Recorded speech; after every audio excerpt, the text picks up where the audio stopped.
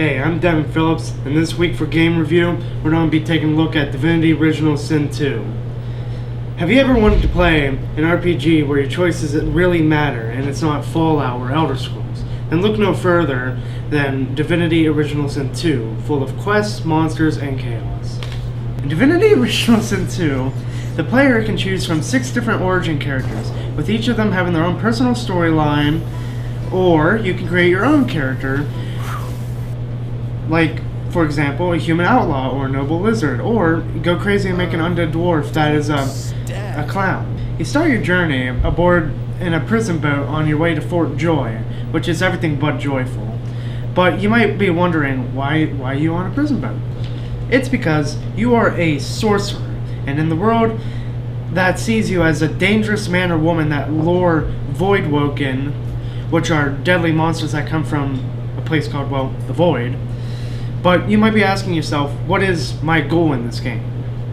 Well, you are destined to become divine and save Rivellon from the Void, but don't worry, you don't have to face this journey alone. Because you're able to have 3 other companions with you and play the whole game with a 4-person party. Throughout the game, you get points for your talents, attribute, combat abilities, and civil abilities. With all these different options, you can be just about any type of person you want, from a noble lizard that stinks and talks to animals, to a sneaky elf who steals from literally everyone you can see.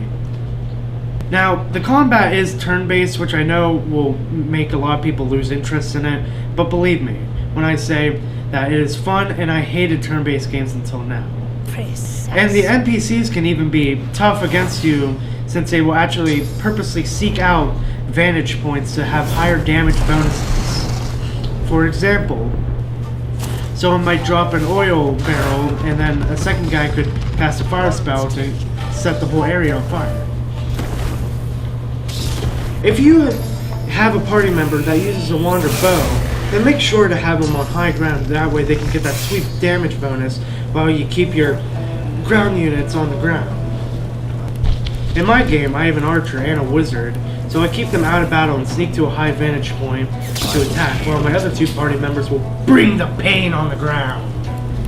The game takes place across 4 maps, starting with Fort Joy, and the rest, well, they're kind of spoilers, so you have to play the game to see. But what I can tell you is that each map feels different from the last, with different quests, monsters, NPCs, and just the overall locations.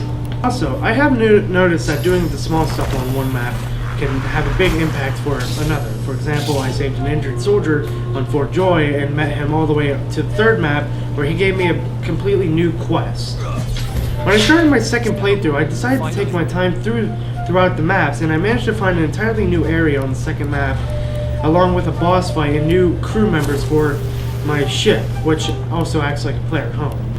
One of my most favorite things about the game is what you decide to do will change the world around you and even change how your party members feel about it. For example, if you decide to not help out your party members with their own personal storyline, they might just simply leave you out or betray you at the end.